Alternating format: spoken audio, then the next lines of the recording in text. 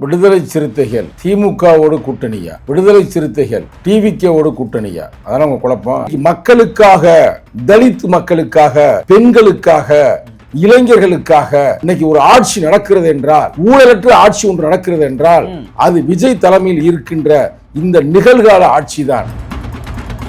தாவே கூட கூட்டணில தான் இருக்காரு, திமுக நட்புடன் தான் இருக்கிறோம். ஆனா எஸ்.எஸ். பாலாஜி நட்புடன் இருந்தோம் சொல்றாரு. இருக்கிறோம், இருந்தோம், இல்லை அப்படின்ற மூணு விஷயங்கள். கேட்கிற கேள்வியே ஏட்டி புட்டியான கேட்கிற தலைவர் இது சொன்னாரா? நாங்க திமுக விட்டு நாங்க வெளியேறி விட்டோம். வெளியேற்றுறதே அவங்க தானே.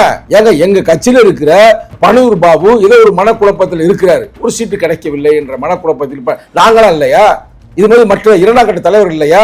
அப்படி இருக்கும்போது அவரை மட்டும் அலக்க தூக்குறீங்கன்னா அப்ப நீங்க யாரு? நீங்க தாங்க உடைச்சிருக்கிறீங்க.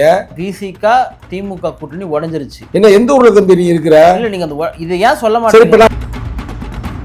இல்ல எல்லா செய்தி நிறுவனங்களுமே அண்ணன் திருமாவை குறி வைக்கிறாங்கன்னு பாக்குறீங்களா நீங்க? ஏன்னா அவர் சில பத்திரிகைகள் பேர் சொல்றாரு. காய்த்த மரத்தை தான் கல்ல விட்டு எறிவாங்க, பொட்ட மரத்தை கல்ல விட்டு எறிவியா? அவர்களுக்கு நான் சொல்லுகின்றேன், கட்சிக்கு நெருக்கடி வரும்போது, தலைவருக்கு நெருக்கடி வரும்போது வாயை திறந்து பேசுறது இல்ல.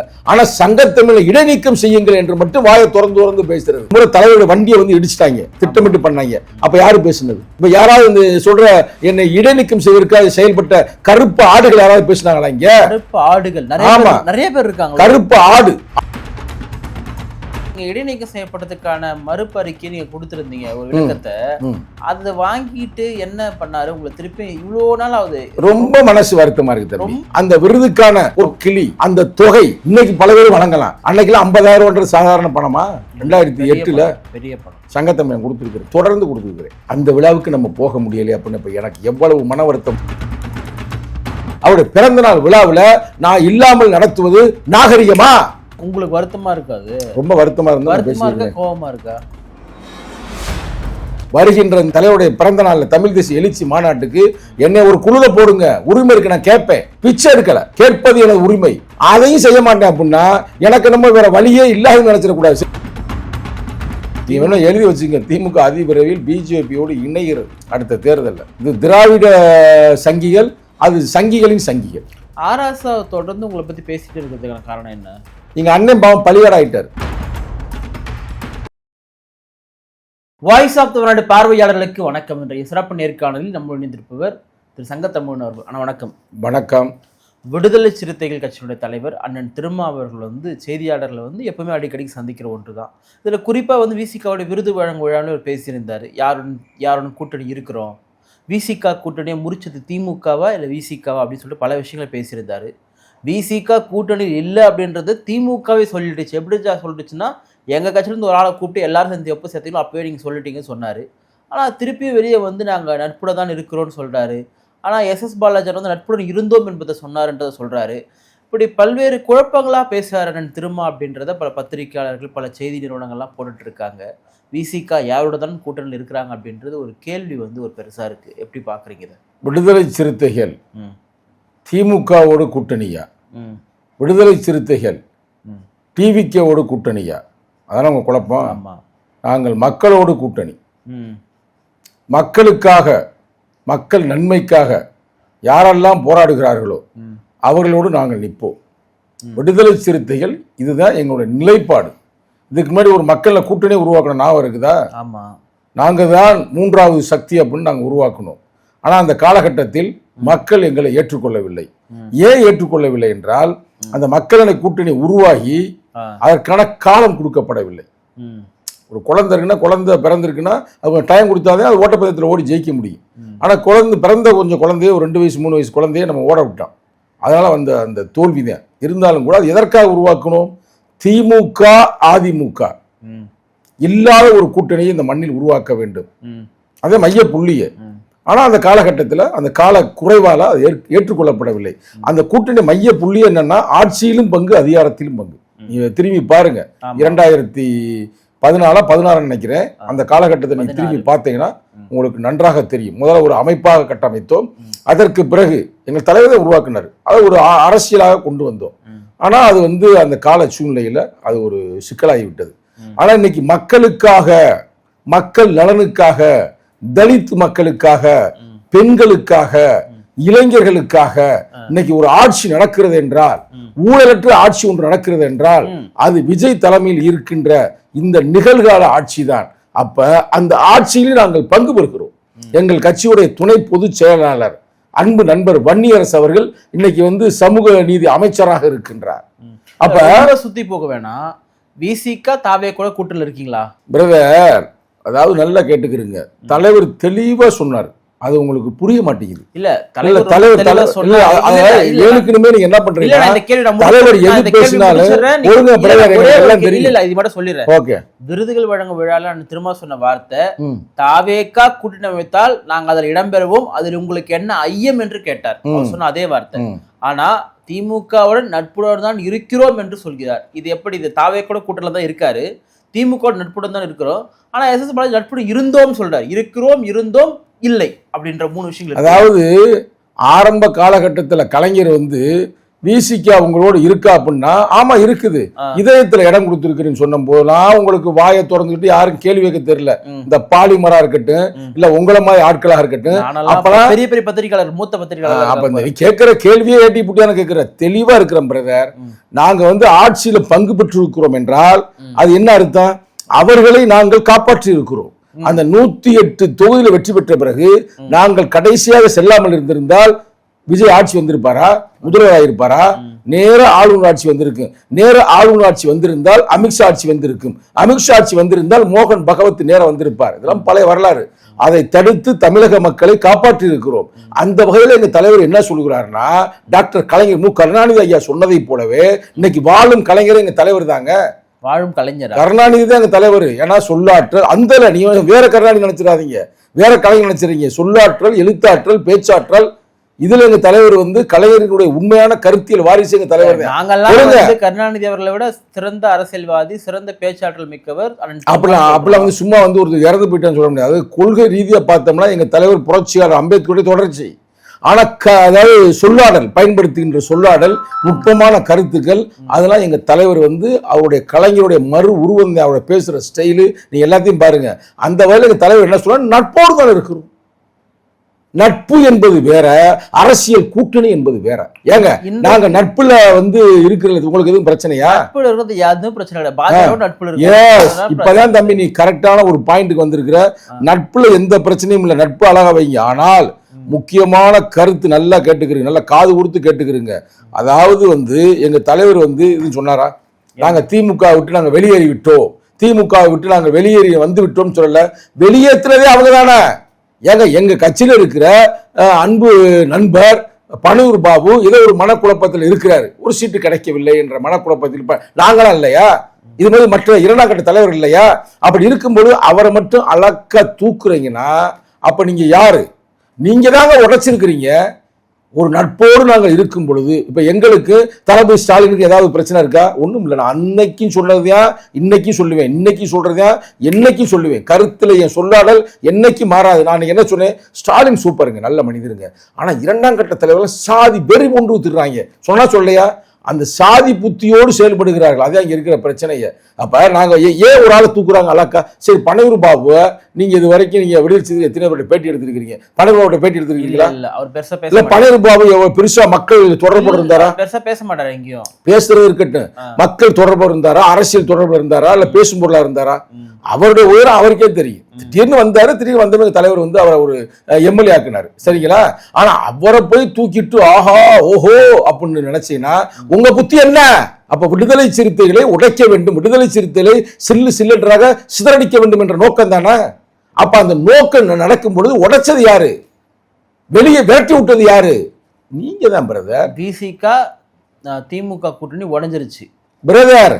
என்ன எந்த ஊர்ல தம்பி நீ இருக்கிற? இல்ல நீங்க இது ஏன் சொல்ல மாட்டீங்க? இப்ப நான் எங்க கூட்டணியில இருக்கிறோம்? நாங்க எந்த கூட்டணியில இருக்கிறோம் இப்ப? நாங்க அத நீங்க தான் சொல்லணும். சரி, எங்க இந்த ஆட்சி யாருக்கு இப்ப நாங்க சப்போர்ட்ல இருக்கிறோம்? தாவேக்காக்கு. அப்ப இது கூட உங்களுக்கு தெரியாதா? இதெல்லாம் நீ தலைவர்ட்ட இல்ல வெளிப்படையா சொல்ல. ஏற்கனவே அங்க நாங்க ஆட்சியிலும் பங்கு, அதிகாரத்திலும் பங்குன்னு அங்க அமைச்சர் பதவியில உட்கார்ந்து இன்னைக்கு நாங்க நாட்டுக்கு நல்லது செய்து கொண்டு இருக்கிறோம் என்றால் இந்த தருணத்துல நீ கேள்வி கேட்பதே தப்பு பத்திரிக்கையாளர். அதனாலே எங்க தலைவர் அப்படி கேட்டது பதில் சொன்னது. எங்க தலைவர் பதில் சொன்னது ஒரு அர்த்தம் இருக்குது. ஏன்னா சம்பந்தமே இல்லாம குண்டக்க மண்டக்க எதையாவது கேட்டீங்கன்னா அது என்ன அர்த்தம்? நீங்களே கேட்கறீங்க, என்ன அர்த்தம்? நான் கேட்கலன்னு அவர் என்ன சொல்றாரு, நாங்க தாவேக்கா கூட்டணி அமைச்சா இன்னமும் அதிகாரப்பூர்வமா அறிவிக்கப்படல. அதுதான் ஒண்ணு. ஏன்னா மீட்டிங் இப்போ 1ஆம் தேதி நடத்தலையா, இந்த மாசம் 1ஆம் தேதியா 1ஆம் தேதி நினைக்கிறேன். அப்ப எங்க தலைவர் அங்க போய் கூட்டணி சார்ந்தவர் தான் கண்ணை சந்திச்சாங்க. அப்ப என்ன சொன்ன, இதுக்கு ஒரு நல்ல பேர் வைக்க போகின்றோம் சொன்னாங்களா சொல்லலையா? யாரு கலந்து கொண்டு கையை பிடிச்சு தூக்குனாங்க? யாருங்க தூக்குனது? திருமணம் கலந்து தூக்குறாங்களே. அப்ப இன்னமும் அது முழுமை அடையவில்லை. முழுமை அடைய தேவையும் இல்லை. இப்ப எதுவும் தேர்தல் வருதா? நாளைக்கு நாளாண்டி தேர்தல் வருதா? தேர்தல் வருகின்ற பொழுது இதே அன்பு தம்பி பிரதாப் அவர்களே, வழக்கறிஞர் பிரதாப் அவர்களே, நேர வாங்க, உட்காருங்க, கேட்போம், பதில் சொல்லுவோம். இப்ப இடைத்தேர்தல் வரப்போது இல்லையா? அப்ப யாருன்னா ஒருத்தர் சப்போர்ட் பண்ணி தானே பேசணும். அந்த நேரத்துல நீங்க தலைவர்கிட்ட கேட்டீங்கன்னா தலைவர் தெளிவா சொல்லுவார். இல்ல எல்லா செய்தி நிறுவனங்களுமே அண்ணன் திருமாவை வந்து குறி வைக்கிறாங்கன்னு பாக்குறீங்களா நீங்க? ஏன்னா அவர் சில பத்திரிகைகள் பேர் சொல்றாரு. காய்த்த மரத்தை தான் கல்ல விட்டு எறிவாங்க, பொட்ட மரத்தை வந்து கல்ல விட்டு எறிவியா? நல்ல பழங்கள் இருந்தா தானே புடிங்கி தின்னலாம்னு ஆசைப்படுவீங்க. அது மாதிரி செயல்படுகிறார்கள். ஆனா இந்த தரத்தை இன்னொன்னு நான் சொல்றேன், இது சங்கத்தமிழ்கிட்ட வந்து நீ கேள்வி கேட்கக்கூடாது. 1000 கேட்கலாம். புத்தரை பத்தி கேளு, அம்பேத்கரை பத்தி கேளு, அம்பேத்கருடைய வாழ்க்கை வரலாறு பற்றி கேள்வி. இந்த கேள்வியெல்லாம் நீ எங்க போய் கேட்கணும்னா, இந்த கட்சியால பயனடைந்து இன்னைக்கு இந்த கட்சியால எல்லா அதிகாரத்துல உச்ச அதிகாரத்துல உட்கார்ந்துருக்காங்களே, அங்க போய் கேட்கணும். அவர்களுக்கு நான் சொல்லுகின்றேன், கட்சிக்கு நெருக்கடி வரும்போது, தலைவருக்கு நெருக்கடி வரும்போது வாயை திறந்து பேசுறது இல்லை. ஆனா சங்கத்தமிழை இடைநீக்கம் செய்யுங்கள் என்று மட்டும் வாயை திறந்து பேசுறது. அதான் நீங்க அவங்கள்ட்ட போய் கேளுங்க. பிறகு இப்ப கூட நான் வந்து என் சிலபஸை மீறி தான் பேசுறேன். ஏன்னா நான் உண்மையான விடுதலை சிறுத்தை, உண்மையான எழுச்சி தமிழ் அன்பு தம்பி, அந்த கோபத்துல நான் பேசுறேன். ஒரு முறை தலைவருடைய வண்டியை வந்து இடிச்சிட்டாங்க, திட்டமிட்டு பண்ணாங்க. அப்ப யாரு பேசுனது? இப்ப யாராவது இந்த சொல்ற என்னை இடைநீக்கம் செய்வதற்காக செயல்பட்ட கருப்பு ஆடுகள் யாராவது பேசினாங்களா? இங்க கருப்பு ஆடுகள் நிறைய பேர் இருக்காங்க. கருப்பு ஆடுகள் என்ற வார்த்தையை நான் வாங்கிக் கொள்கிறேன். ஆடு, அந்த கருப்பு ஆடு யார் என்பதை மக்களுக்கு தெரியும். அது காலப்போக்குல நீங்க சொன்னதானே தெரியும், உலகத்துக்கே தெரியும். பொறுத்திருந்து பாருங்க, எல்லாம் வெளியே வரும். அதனால தம்பி, தேவையில்லாத கேள்விகளை என்ற கேட்காத. நான் வந்து ஒரு அம்பேத்கரிஸ்ட். அம்பேத்கர் கடைசி காலத்தில் என்ன செய்தார்? 1956 இறப்பதற்கு முன்னால் அவர் என்ன புத்தகம் கடைசியாக எழுதினார்? புத்தாண்டிஸ் தம்மாவை பற்றி உங்களுடைய கருத்து என்ன? இதை கேட்கலாம், 1000 பேசலாம் தான். அடுத்த புத்தகம் எழுதி முடிச்சேன், கோட்பாட்டு யுத்தம். பாத்துக்கிறீங்க, முதல்ல நான் ரிலீஸ் பண்றேன் இந்த தம்பியுடைய சேனல்ல இருந்து. பாருங்க, கோட்பாட்டு யுத்தம், தலைவருடைய படத்தை ராமலிங்கம் அவர்கள் வரைந்திருக்கிறார். இந்த தலைவர் என்னை புகழ்ந்து எப்படி எழுதியிருக்கிறார் மட்டும் பாருங்க. இந்த தலைவரையும் எழுதியிருக்கிறாரு. அதனால வந்து இதை மாதிரி கேளு. இல்ல இதெல்லாம் புகழ்ந்து எழுதுறாரு. ஆனா நீங்க இடைநீக்கம் செய்யப்பட்டதுக்கான மறுப்பு அறிக்கை நீங்க கொடுத்திருந்தீங்க ஒரு விளக்கத்தை. அதை வாங்கிட்டு என்ன பண்ணாரு? உங்களை திருப்பி இவ்வளவு நாள் ஆகுது, ரொம்ப மனசு வருத்தமா இருக்கு, ரொம்ப லேட் ஆகுது, ரொம்ப நான் மனசு உடைஞ்சு போய் இருக்கிறேன். சரிங்களா? அதை வேற ஞாபகப்படுத்தாதீங்க, ரைட்டா? ஏன்னா இப்ப வந்து இந்த இது நடத்துனாங்க பாத்தீங்களா, விருது வழங்கு விழா. இந்த விருது வழங்கு விழா எனக்கு அதுக்கு ரொம்ப நெருங்கிய தொடர்பு இருக்கிறது. 2007 ஆரம்பிச்சாரு. 2005 வந்து பாலசிங்கம் இருந்தாரு பாத்தீங்களா? விடுதலை சிறுத்தைகள் பாலசிங்கம் இல்ல, ஆண்டன் பாலசிங்கம். அவர் இறப்புக்கு வந்து இவர் லண்டன் போயிட்டு திரும்பி வர்றாரு. வர்றப்ப துபாயில இறங்குறாரு. யார்கிட்டையும் சொல்லாதீங்க நான் இங்க வர்றேன் அப்படின்னாரு. ஏன்னா கூட்டம் பயங்கரமா கூட்டிடும்ல. அப்ப நான் கூட்டிட்டு போய் நான் இருந்தேன். அப்பத்தான் டாக்டர் கலைஞர் மு கருணாநிதி ஐயா அவர்கள் அழைத்து உங்களுக்கு அம்பேத்கர் சுடர் விருது தருகிறோம் என்று சொன்னார்கள். அப்ப நான் தலைவர்கிட்ட யதார்த்தமா கேட்டேன், 2005 நமக்கு என்ன பெருசா இருக்கு? அது என்னன்னு, நம்ம தலித்துகளுக்கு தலித்து பேர்லயே அம்பேத்கருடைய விருதை கொடுப்பாங்களா? ஏன் நமக்கு பெரியார் விருது கொடுக்க மாட்டாங்களா? மார்க்ஸ் விருது கொடுக்க மாட்டாங்களா? கொடுக்குற நல்லதே. அது யாரு கொடுக்கணும்? தலித்து அல்லாத சகோதரர்கள் பல பேர் வந்து தலித்து விடுதலைக்காக போராடுவாங்க. ஏன் அவங்களுக்கெல்லாம் ஏன் கொடுக்க மாட்டாங்க அப்படின்னும் போது நல்ல கருத்து தான் தம்பி, அப்ப நம்மளே செய்வோம். அவரே சொன்னது அப்படிதான். 2007 முத அவர் செய்யறாரு. விதை போட்டதே நீங்க தான். விதை நான் போடல, இன்னமும் நானே விதை போட்டது எங்க தலைவர். பக்கத்துல விதை போகும்போது கொஞ்சம் அதுக்கு வந்து தண்ணி ஊத்துனேன், ரைட்டா? அப்படிப்பட்ட உருவாக்கணும் மட்டுமல்ல, அடுத்து வர்ற 2005-7 அவரே கொடுத்துட்டாரு. 2008 இருந்து 2021 வரைக்கும் அந்த விருதுக்கான அந்த பொற்கிளி அந்த தொகை இன்னைக்கு பல பேர் வழங்கலாம். அன்னைக்கெல்லாம் 50,000 சாதாரண பணமா? 2008 பெரிய பணம் சங்கத்தமிழ் கொடுத்துருக்கிறேன், தொடர்ந்து கொடுத்துருக்கிறேன்.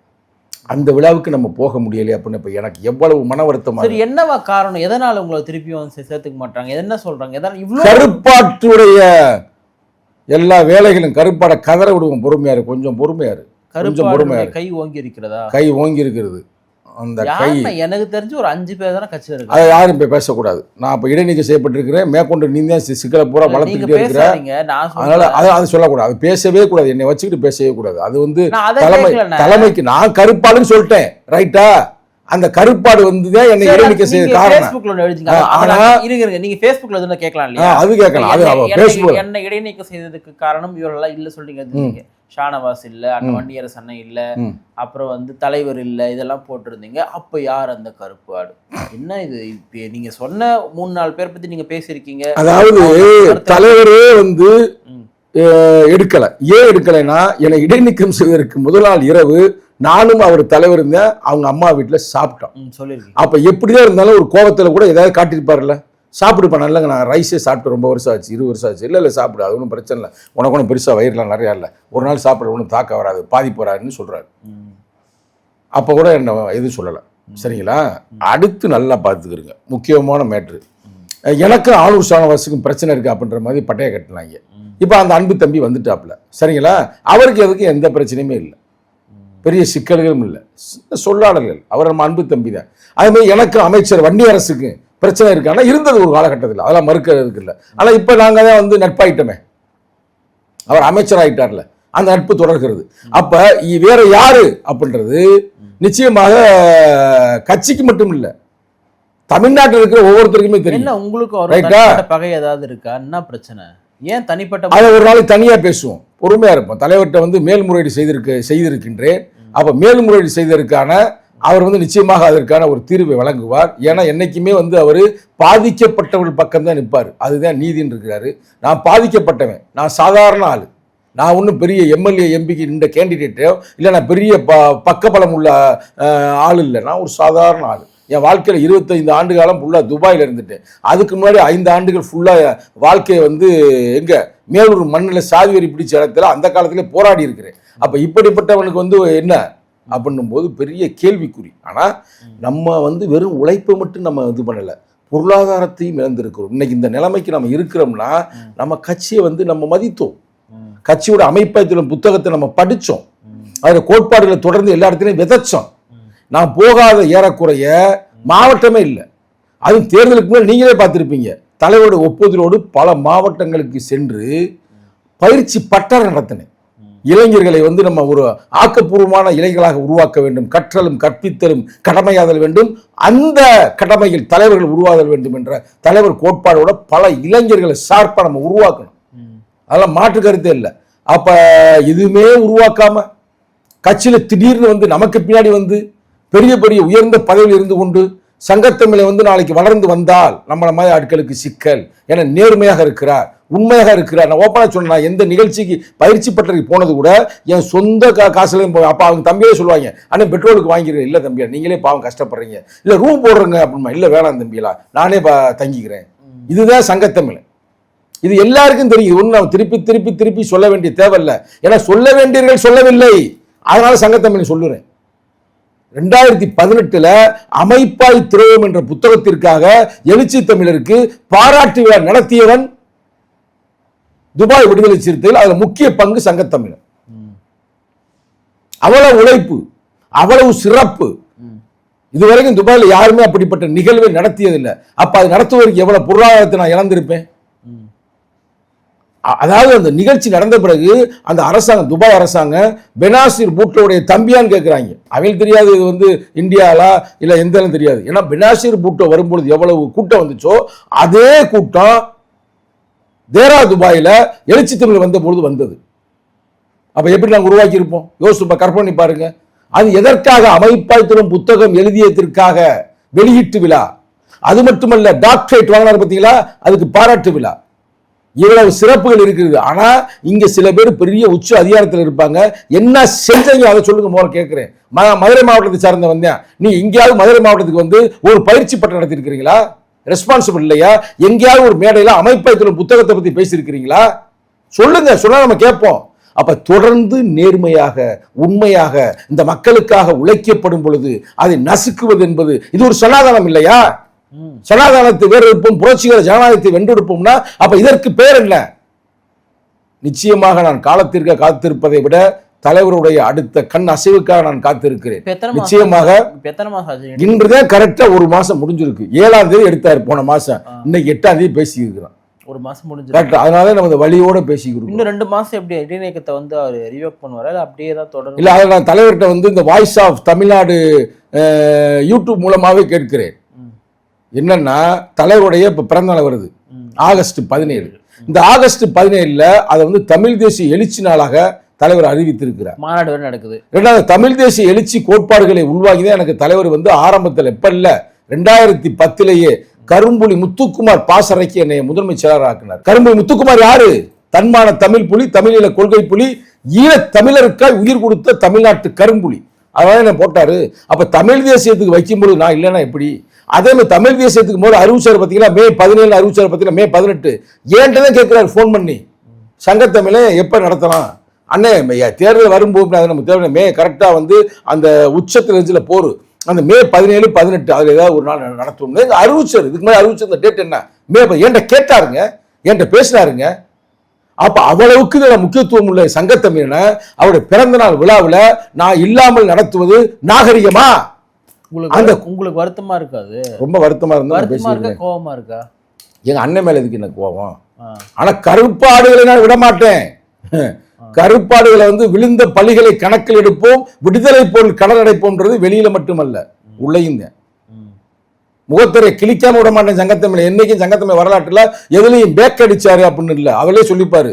தன்வெளி மாற்றான்களை மதிப்பிட வேண்டும், சதிகளை தகர்த்திட கமுக்கமாய் திட்டமிடல் வேண்டும். தலைவர் அமைப்பாத்திரம் புத்தகத்தில் இருக்கிறாரு. இந்த ஜென்மத்தில் எந்த ஜென்மத்தில் விட மாட்டேன். நல்ல மனிதனா இருக்கிறாரா ஒருத்தர், காலை விழ நான் தயாரா இருப்பேன். இந்த மக்களுக்கு உழைக்கிறாரா, காலை விழ தயாரா இருக்கிறேன். தலைவருக்கு வலதுகரமாக இருந்து தலைவருக்கு உண்மையிலேயே இருந்தா காலை விழ தயாராக இருக்கிறேன். ஆனா எல்லாமே செய்வது எல்லாமே தலைமைக்கு எதிர்ப்பாக, மக்களுக்கு எதிர்ப்பாக அப்படி இருக்கும் பொழுது பார்த்துக்கிட்டு சும்மா இருப்போமாக்க நாங்க.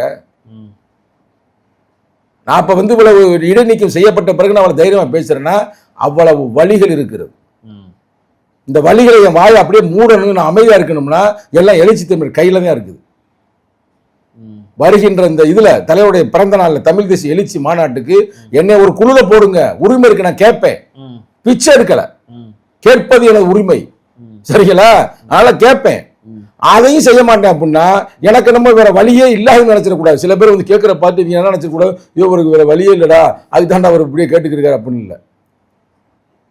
உத்திகளும் திட்டங்களும் உருவாகும் செயற்களத்தில் வெற்றி உடன்கிட்டும் கையாளும் உரிய செயல் தந்திரம். நான் இப்படி புரிஞ்சுக்கிட்டேன். ஆகஸ்ட் 17க்குள்ள தலைவர் உங்களை திருப்பி கட்சியில சேர்த்துக்கலன்னா நீங்க வேற கட்சியில போயிடுவீங்கன்னு சொல்லிட்டு நான் புரிஞ்சுக்கிட்டா. வாழ்ந்தாலும் செத்தாலும் நான் விடுதலை சிறுத்தை, ஒரிஜினல் விடுதலை சிறுத்தை. அவங்க மற்ற ஆளுகளை போய் நடவடிக்கை வேற கட்சியில போய் சேர சொல்லுங்க. ஏற்கனவே அவங்க பூரா திமுகவுடைய வருடிகள் தானே, போய் அங்க போய் நான் அதுக்குங்க போகணும். அது குறிப்பாக வந்து எங்க கட்சி உருவான இடமே மதுரை மாவட்டம் மேலூர். நான் அதுக்கு போனா தொடர்ந்து போராடுவேன். அப்படிலாம் நீங்க டேட் ஃபிக்ஸ் பண்ணாதீங்க. அவர் வந்து கரெக்டாக 3 மாதம் சொல்லியிருக்காரு பிரதர். அப்போ 3 மாதம் எப்போ போகுது? நம்ம மாநாளில் முடிச்சுதான் போகுது, செப்டம்பர் மாதம் வரைக்கும் போகுது. சரி, செப்டம்பர் மாதம் வரைக்கும் நான் வெயிட் பண்ணுவேன். ஆனால் அது தலைமைக்கோ தலைவனுக்கோ ஒரு நல்ல அழகு அல்ல. உண்மையாக உழைப்பவனை, நேர்மையாக இருப்பவனை, இன்னும் இந்த கட்சிக்காக பொருளாதாரத்தை இழந்தவனை இப்படி வந்து நம்ம செய்வது நாகரிகமா? இதுதான் தலைமை பண்பா அப்படின்னு நான் கேட்க மாட்டேன், பல பேர் கேட்பாங்க. அதே அமைப்பகத்தின் புத்தகத்தை எழுதியிருக்கிறாரு. தத்துவத்தின் புற வடிவம் தனிநபர் தலைமை, முழு தலைமையின் செயல் வடிவம் அமைப்பின் வலிமை. இது தலைவர் எழுதினது. தத்துவத்தில் முளைக்காத தனிநபர் தலைமை, பாதை தடுமாறி திசை மாறி இழக்கும் தன் வலிமை. நாங்கள் அங்கே இழப்போம். சரி, தொடர்ந்து நான் போராடி கொண்டே இருப்பேன். இப்போ உங்களுக்கும் திமுகவுக்கும் ஒரு கோல்டு வார் தொடர்ந்து போயிட்டே இருக்கு. ஆர்எஸ் அவர்கள் உங்களை குறித்து பேசுறது, அவருக்கு நீங்கள் கவுண்டர் கொடுக்கறது. அண்ணன் வன்னியரசு அவர்கள் நாங்கள் திருப்பி அடித்தா நீங்கள் தாங்க மாட்டேங்கிற அளவுக்கு பேசியிருக்காரு வன்னியரசன். என்ன இந்த கோல்டு வார் முடியுமா இல்லை தொடருமா? ஏன் உங்களை மட்டும் திமுக டார்கெட் பண்ணுது? காங்கிரஸை விட்டாங்க, கம்யூனிஸ்டை விட்டாங்க, ஐஎம்ல விட்டாங்க, விசிகாவை மட்டும் விடாமல் டார்கெட் பண்ணிட்டே இருக்காங்க. என்ன காரணம்? உன் வரலாற்றிலேயே எத்தனையோ முறை பேட்டி எடுத்துருப்பேன். எப்படி ஒரு என்னை வந்து ஒரு 50 முறை பேட்டி எடுத்துருப்பேன் கூட இருக்குமா? இருக்கலாம். இப்பதான் முதல் கேள்வி நல்ல ஒரு அருமையான கேள்வி கேட்டிருக்கேன். நான் பாராட்டுறேன். இந்த கேள்வி முதல் கேள்வி பாராட்டக்கூடிய கேள்வி. ஏன்னா அது ரொம்ப நுட்பமானது இந்த கேள்வி. ஏங்க, வைகோ அண்ணனுக்கு எம்எல்ஏவே இல்லை, 2 எம்எல்ஏ தூக்கிட்டாங்க. அவர் மாறி வந்திருக்கிறாரு, அவரை ஏற்று யாரும் பேசல. காங்கிரஸ் இருந்த இடத்துல இருந்து அப்படி ஜம்ப் ஆகி வந்துச்சு. இங்க உட்காந்து இலைய போட்டு சாப்பிட்டு இருக்கும்போது எந்திரா மாலை அங்க போய் சாப்பிடலாம்னு கூட்டி போன போது அங்க போயிட்டாங்க. உண்மையை பேசுறேன், யாரும் கொச்சைப்படுத்தல. ஏன்னா எங்க அப்பாவே ஒரு காங்கிரஸ்காரு, கரெக்டா? அப்ப நான் கொச்சைப்படுத்துறேன். அது மாதிரி நடந்துச்சு, கரெக்டா இல்லையா? கம்யூனிஸ்ட் வந்து ஒரு டிப்ளமேட்டிக்கா ஒரு கூட்டத்தை போட்டு நாங்கள் வெளியில் இருந்த ஆதரவுன்னு சொல்லிட்டாங்க. இஸ்லாமிய அமைப்பு என்ன சொல்லுச்சு? முதல் ஆதரவுன்னுச்சு, அடுத்து ஆதரவு இல்லைன்னுச்சு, அடுத்து ஆதரவுன்னு போயிருச்சு. கரெக்டா? விடுதலை சிறுத்தைகள் மட்டும்தான் மிக முறையாக உயர்நிலை குழுவை கூட்டி காலம் தாமதித்து முறையாக இன்னமும் வந்து எந்த கூட்டு நம்ம இருந்தோமோ அந்த கூட்டம் டிஸ்கஸ் பண்ணி யார் அதில் குறிப்பாக முதல்வரிடம் முன்னாள் முதல்வர் தளபதி ஸ்டாலின் அவரிடம் முறையிட்டு டிஸ்கஸ் பண்ணி தான் நாங்கள் வந்தோம். வரும்பொழுது இங்க என்ன நடக்குது, எங்க தலைவர் விரும்பல, அதாவது ஓப்பனா சொல்லுங்க, தலைவர் போய் அமைச்சராக இருக்கணும் விரும்பவே இல்லை, கம்யூனிஸ்ட் மாதிரியே நம்மளும் வெளியில இருந்து ஆதரவு கொடுப்போம் இருந்தாங்க. அப்ப வந்து ஒரு கருப்பாடு இல்ல அமைச்சர் பதவிக்கு நம்ம போகணும். ஏன் இன்னமும் சொல்ல போனா அன்பு தம்பி வன்னியரசு கூட விருப்பம் இல்லை, அன்பு நண்பர் அவர் கூட போராளி, மக்கள் போராளி, அதெல்லாம் நமக்கு தேவையில்லை, தலைவர் சொல்ற மாதிரி இருப்போம்னு. அப்ப அந்த குறிப்பிட்ட அந்த கருப்பாடுதான் இளைஞரை கொடுத்தது. இப்ப நீ கேள்வி கேட்டீங்க பார்த்தா ஏன் இவ்வளவு தடுமாற்றம்னு, தலைவர் இவ்வளவு குழப்பம்னு, அந்த கருப்பாட்டின் குழப்பத்தின் காரணமாக தான் இவ்வளவு குழப்பம் நடந்து கொண்டிருக்குது. இப்ப வந்து திமுக காரனை வந்து இவ்வளவு மேப்டரா பேசுறாங்களே, என்ன காரணம்? மனச்சாட்சியை தொட்டு அவங்க சிந்திச்சு பாருங்க. வைகோவை பேச முடியுதா? கம்யூனிஸ்ட பேச முடியுதா? காங்கிரஸ் பேச முடியுதா? விடுதலை சிறுத்தைகள் மட்டும் பேசுனா என்ன அர்த்தம்? என்ன அர்த்தம் பிரதர்? இப்ப நீங்க ஒரு யுத்தத்துக்கு போறீங்க, என்னோட சேர்ந்து 10 பேர் நிக்கிறீங்க, யுத்தகலம் இல்ல ஒரு நெகோசியேஷனுக்கு போறோம், 10 பேருமே எனக்கு சாதகமாக இருந்தால் எனக்கு வெற்றி உறுதி. இந்த 10 பேர்த்துல ஒரு 2 பேர் நிறுத்துங்க, நிறுத்துங்க, 2 பேர் வந்து உனக்கு சப்போர்ட்டா இருந்தா நான் எப்படி பேச முடியும்? இல்ல 2 அர்த்தம் இருக்கு, இது கூட புரியல நான் சொல்றது. திமுக வந்து உங்களை இப்படி பேசுறதுக்கான 2 அர்த்தம் இருக்கு என்னுடைய பார்வையில. ஒண்ணு உங்களை பார்த்து வைத்தறிச்சல், 2வது உங்களை பார்த்து இலக்காரம். இது 2 தான் இருக்குது. அவங்க உங்களை வந்து பேசினா யாரும் கேட்க மாட்டாங்க, இல்ல உங்களை பார்த்து பொறாமப்படுவாங்க. இது 2 விஷயம் தான் இருக்குது. இது 2ம் இருப்பதற்கும் வாய்ப்பு இருக்கிறது. அதை விட முன்னாடி ஒண்ணு, இது 2 3 தான். முன்னாடி என்னன்னா சில ஆட்கள், சில கருப்பாடுகள் அவங்களே வளர்த்து விட்டு இருக்கிறார்கள். அந்த கருப்பாடு இங்க கொழுத்து போயிருக்குது. அப்ப நாங்க எப்படி முடிவு எடுக்க முடியும்? புரியுதா? உங்களுக்கு சொல்ற விஷயம் புரியுதா? ஏங்க வைகோ அண்ணன், அந்த அண்ணனை வந்து 2 பேர் தூக்கிட்டு போயிட்டாங்க, 2 எம்எல்ஏக்களை. அவரே தைரியம் வந்து பேசுறீங்க, அவரை பேச சொல்லுங்க. அப்ப எங்களை இவ்வளவு இலக்காரமாக பேசுவது, இவ்வளவு கடுமையான சொல்லாடல்களை பயன்படுத்துவது சரியல்ல. ஆனா எங்களை பார்த்து எல்லாருக்குமே பயம். என்ன பயம்னா, ஜனநாயகத்தை வென்றெடுக்கணும் போராடுறோம் பார்த்தீங்களா? நீங்க சொன்ன கோல்டு வார்லாம் இல்லை, இது வந்து சனாதானத்திற்கும் ஜனநாயகத்திற்குமான யுத்தம். நீ வேணா எழுதி வச்சுங்க, திமுக அதிவிரைவில் பிஜேபியோடு இணைகிறது அடுத்த தேர்தலில். எழுதி வச்சுங்க, தெரியும். இது திராவிட சங்கிகள், அது சங்கிகளின் சங்கிகள். ஆராசா தொடர்ந்து உங்களை பத்தி பேசிட்டு இருக்கிறதுக்கான காரணம் என்ன? நீங்க அண்ணன் பாவம் பலியாடாயிட்டார். அண்ணன் வெறும் பலியாடாயிட்டார். அண்ணன்ட்ட வந்து நமக்கு அண்ணன் என்ன எவ்வளவு பெரிய அறிஞருங்க, எவ்வளவு பெரிய புத்தகம் படித்தவர். சாதாரண அவரே இப்படி பேசுறாருன்னா அங்க பிரஷர், பேசு பேசு பேசு பேசுறியா என்ன? உனக்கு பொதுச்சாளர் வேணுமா வேண்டாமா? பொதுச்சாளர் வேண்டுமா பேசு, எதிர்த்து பேசு. அண்ணையா அப்படிலாம் செய்யாதீங்க. இன்னைக்கு தலித்து மக்களுடைய ஓட்டுனால தான் ஒவ்வொரு கட்சியுமே வெற்றி பெறுகிறது. தலித்து யாருக்கு ஓட்டு போடுறானோ, இன்னமும் குறிப்பாக ஆதி திராவிடர்கள், இன்னமும் குறிப்பாக பறையர்கள் யாருக்கு ஓட்ட குத்துறாங்களோ அவர்கள் தான் அந்த காலத்தில் புரட்சித் தலைவர் எம்ஜி ராமச்சந்திரன் முதல்வரானார். அதுக்கடுத்து ஜெயலலிதா அம்மையார் முதல்வரானார். அடுத்தபடியாக டாக்டர் கலைஞர் மு கருணாநிதி எங்களால் முதல்வரானார். அடுத்து இன்னைக்கு யார் முதல்வராக இருக்கிறார்? இதற்கு முன்னால் ஸ்டாலின் ஆனார், இப்ப விஜய் ஆயிருக்கிறாரு. அப்ப யாரு வெற்றியை தீர்மானிக்கக்கூடிய ஒரு சமூகம் தான் பறையர் சமூகம். நேர்மையான சமூகம், உண்மையான சமூகம், ஒடுக்கப்பட்ட மக்களுக்காக தனக்கு மட்டுமல்ல மற்றவர்களுக்காகவும் குரல் கொடுக்கக்கூடிய சமூகம், இன்னமும் வந்து பிற்படுத்தப்பட்ட மக்களுக்கும் குரல் கொடுக்கக்கூடிய சமூகம் தான் பறையர் சமூகம். என்னோட நிறைவான கேள்வி, இந்த ஆதிரானத்துறை வந்து சமூக நீதித்துறைன்னு சொல்லிட்டு பெயர் மாற்றம் பண்ணி அரசாணை வெளியிட்டாங்க இல்லையா? அதை விசிகாவில் இருக்கக்கூடிய கௌதம சன்னா அவர்கள், ரவிக்குமார் அவர்கள், இவர்களே பார்த்தீங்கன்னா ஒரு விமர்சனத்தை முன்வைக்கிறாங்க. நீங்க அதை எப்படி பாக்குறீங்க? நான் வன்னியரசு நீ சமூக நீதித்துறை அமைச்சர் தான், அவர் ஆதிரானத்துறை அமைச்சர் பேர்ல வந்து இல்லை, அதை எப்படி பாக்குறீங்க? அதாவது சமூக நீதி அப்படின்னாலே அது வந்து ஒடுக்கப்பட்ட மக்களுக்கான ஒரு சுதந்திரத்தை வழங்கக்கூடிய ஒரு சொல்லாடல் தான், அதில் மாற்று கருத்து இல்லை. ஆனால் ஆதி திராவிடர்கள் அப்படின்ற சொல்லாடல் ஏதோ சும்மா வந்து சொல்லாடல் இல்லை. அது யாரு? ரெட்டமலை சீனிவாசன், அயோத்தியாச பண்டிதர், ஜான் ரத்தினம், தெரியுமில்ல, ஃபாதர் ஜான் ரத்தினம், இவர மாதிரி பெரிய அறிஞர் பெருமக்கள் தான் திராவிடம் என்ற சொல்லாடலே கொடுக்குறாங்க. அப்படி பார்த்தா திராவிட முன்னேற்ற கழகம்ன்றதுல இருந்து திராவிடத்தை எடுக்க சொல்லணும். அண்ணா திராவிட முன்னேற்ற கழகத்திலிருந்து திராவிடத்தை எடுக்க சொல்லணும். வைகோ அவர் பேர் வைகோ கட்சியிலே இருக்குது திராவிடம். அதே மாதிரி விஜய் அண்ணன் கட்சியிலே விஜய், அவர் பேர் என்ன பேரு? விஜயகாந்த் அவர்கள். அப்ப இந்த திராவிடம் என்று சொல்ல நீங்களாம் எடுங்க. அப்ப அதற்கெல்லாம் முழுமையாக இருக்கிற ஆதி திராவிடர்கள், அந்த சொல்லாடல் ஒரு சாதி பெயர் அல்ல, அது சாதி பெயர் இல்லை பிரதர். ரெட்டமலை சீனிவாசன் தெளிவாக சொல்றாரு, அயோத்தியாச பண்டிதன் தெளிவாக சொல்லுகிறார். ஆதி திராவிடர்கள் என்பது ஒரு போராளிகளுக்கான ஒரு ஒடுக்கப்பட்ட சமூகத்திற்கான இந்த மண்ணில் இந்த பூமியிலேயே முதல் குடி அப்படின்றாங்க பார்த்தீங்கன்னா, ஆதி குடி அவர்கள் தான் திராவிடர்கள். அது குறிப்பாக ஆதி திராவிடர்கள், குடிவழி தேசியம். அப்ப அந்த ஆதி திராவிடர்கள் அந்த பேரை ஆதி திராவிடர்கள் நலத்துறை என்பதை வைத்திருக்க வேண்டும். அது யாரோ தவறான செய்திகளை முதல்வரிடம் சொல்லி இது போய் வச்சுட்டாங்க. முதல்வர் அவர்களே தயவு செய்து அந்த பெயரை மாற்ற வேண்டும் என்று மிக அன்போடு நான் கேட்டுக்கொள்கிறேன். நிகழ்ச்சியில் பங்கேற்று பல்வேறு கருத்துக்கள் நன்றி. நன்றி, வணக்கம்.